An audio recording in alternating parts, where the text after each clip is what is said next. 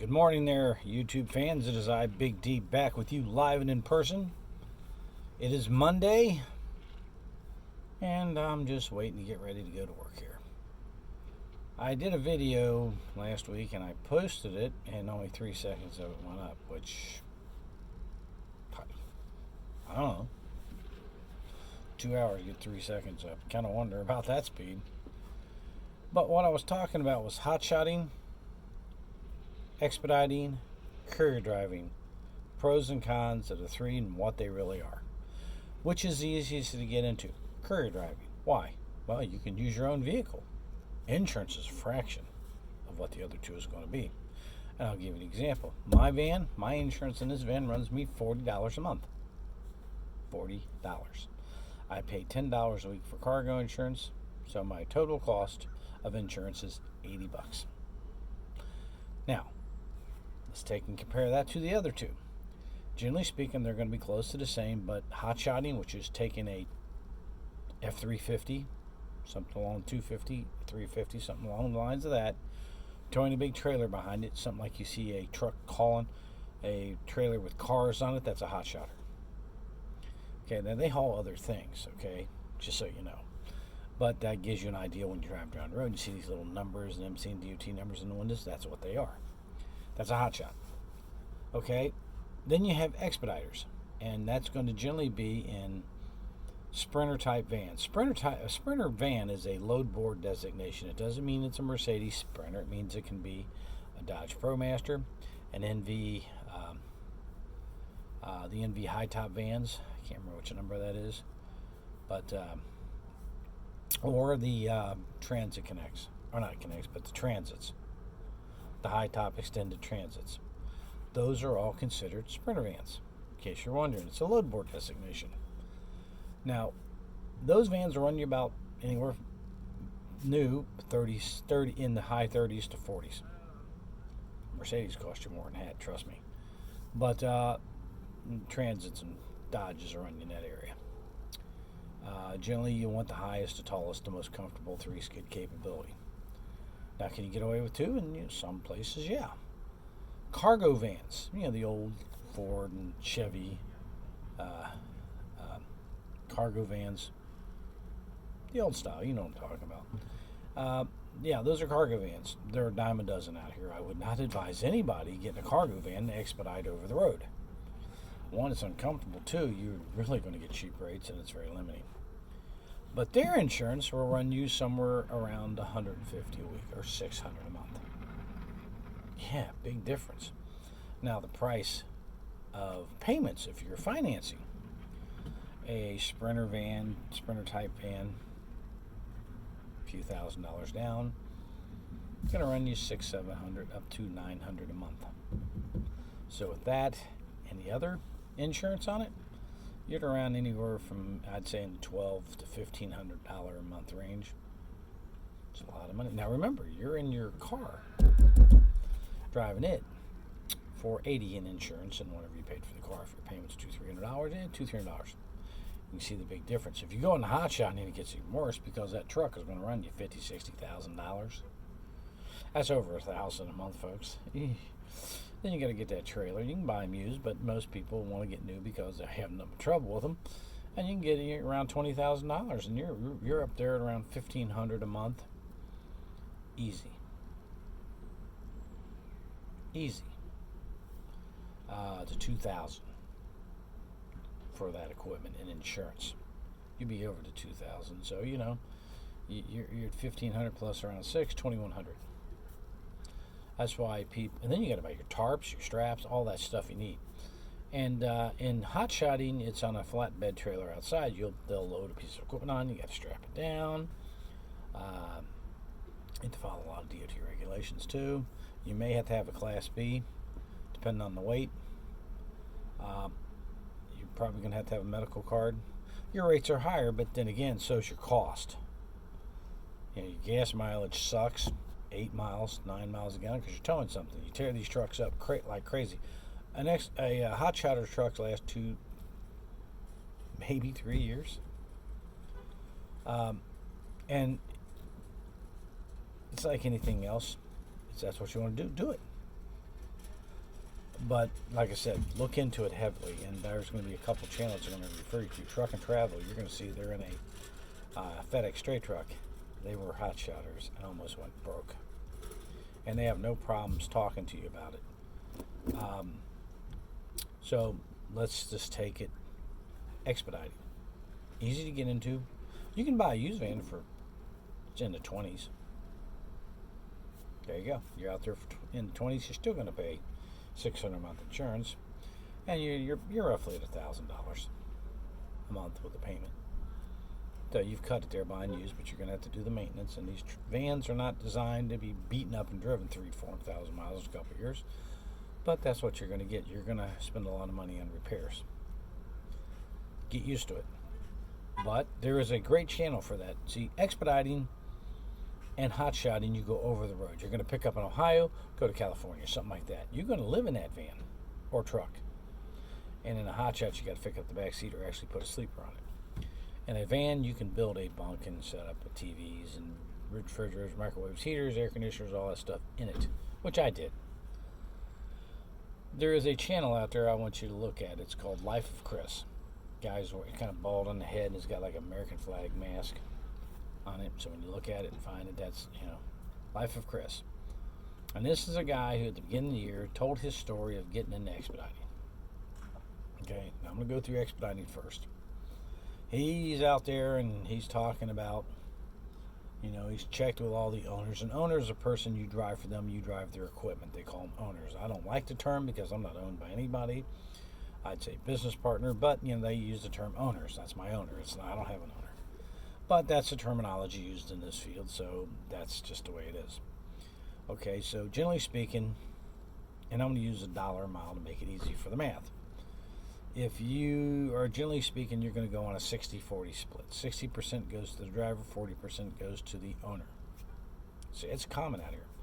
And the owner is supposed to pay care of the insurance and the van, the maintenance, all that stuff. You're taking care of the gas and the driving, so you get 60% covers that. Well, it's 60 cents on a dollar. It goes to you. There you have it. It's simple math. 60-40, you take whatever the load rate is, 90 cents, you get 60% of it. Or sometimes you don't, but I'll go into that in a second. Life of Chris. He's talking about his journey, which I really liked that part of his tapes. Actually, I liked all of it because it gave you a good idea what you're going to deal with out here. The one part I didn't like is when he actually did, before he ever got behind the wheel, talking about getting to his orientation and all this. Before he ever got behind the wheel, my next series are going to be how to be successful at expediting. Shouldn't you have been successful first before you started talking about your how to be successful series? Thus, once again, when I come up to don't listen to 95% of the people out here telling you how to do this job. You got one on Courier who's basically selling t-shirts, which I don't care if you do that. Books on Amazon, 30,000 subscribers. Yes, how to be successful. You can make $750 a day. Yes, you can be a millionaire, making zillions of dollars courier driving. Mm-hmm. And when I talked about that earlier, yeah, you got that response because it's stupid. I'm going to post a channel on here in a little while. I'm going to go over it because this guy's new. He's been out there for 3 or 4 months. I like this guy because he is driving a little Ram ProMaster City, the little one, and I picked up these tires here and I drove, over here and dropped it off, and this is what I made. Okay, he's telling you the good and the bad. He's broken it down to I spent 10 minutes loading, 5 minutes unloading, which are really good times. He's complaining about that, but he hasn't figured it out yet that that's actually pretty good. And I had to drive 30 miles to get it, or 20 miles. It took me 30 minutes, and I had to drive 30 miles at $1 a mile, or $1.10, so I made $33 on that one. Those numbers are pretty accurate in a van Courier. You see, he's actually telling in, and he gets down to like 70, 75 cents. Yeah, those numbers are pretty accurate. You see, that's why I laughed at the other guy, because yeah, $100 a box. Doesn't work that way. But hey, you can always dream. Uh, and I told him my rate. I get 78 cents a mile for what I'm doing. I get a lot of miles, so it adds up. But he's finding out that, my gosh, I run from here to there at Deadhead. I get paid $33. He's got at least 2 gallons of gas in there, so let's say $5. He made $25 less his insurance and his cost of his equipment. So you start seeing them down straight. No one thinks of these figures. They're out there. It's easy to get into Courier. It is. Vehicle, car. I like my little Chevy City Express or the NV 100 or 200. Nissan van. It's same van. It's 34 miles a gallon. It's cheap, fuel efficient, lots of room. You can do multiple things with it. That's why I like it. If you're gonna tear something up, buy a used one of these for 10 grand, and just drive on. If the motor blows, you can get into one for like 16,000 miles on it for $900. Costs $500 to install for $1,500 roughly. You're back going again. That's why I like the van. And I've showed you the tour of it. It's got a lot of room. It's comfortable too. But that being said, it's cheap to get into Courier. That's why everybody and their uncle is in it. That's why your rates are in the toilet. I was asked which is better, 50-50 split or per mile. That's a tough one. And the viewer asked that question. It's really tough for one reason. I don't know what they're billing it at. You see it per mile, if you drive 10 miles, you get $9. You always know what you're making. But when you go to 50-50 split, well, we build that, it's 15, so you get $7.50. I was getting 9 before. Well, that's what it bills at now, so that's what you agreed to. That's why I get concerned about those kind of deals, because I don't know. I don't know the particulars. I know companies can fudge the computers to show different numbers. In other words, most courier companies run off, computer programs. And that program and a lot of distributors for, janitorial, safety, parts, anything, run systems that, pay their salespeople commission. Courier companies have it in there. In other words, if I pay $1 for something, I can put it my cost at $2. And that's how you're paid, and that's what you see. So the numbers they show you on the screen may not be the exact numbers. They have that system in there. It's hidden behind it. You put it in, salespeople never see it. We print your report, you got screwed, but hey, what the hell? Kind of like a car dealership. It's called dealer pack. Well, you ever hear that term? Dealer pack means this. We paid $3,000 for the vehicle, and we put $2,000 on top of a dealer pack. So the salesman's paid anything over $5,000. Yeah, that's right. He gets 30% of anything over $5,000. The store kept too. Dealer pack. Same thing they're doing in the software when they pay you what's called a 50-50 split. I'll give you an example. A company in Cincinnati does payroll. The drivers get $2 a package to drop it off. They're getting 10. Does that sound like 50-50 to you? Mm-mm. And the other stunt they do is you get 10 packages. They bill the company for the 10 pieces. They tape them together. You get paid 1. Well, it's a good deal for them. Sucks for you. So, is it a good deal? Don't know.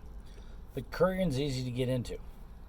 Use your own vehicle. I don't recommend your nice new Jeep Grand Cherokee. I wouldn't use it out here.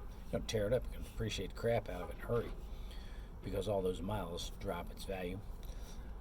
Easy to get into. Low overhead. Cheaper pay. But you're home.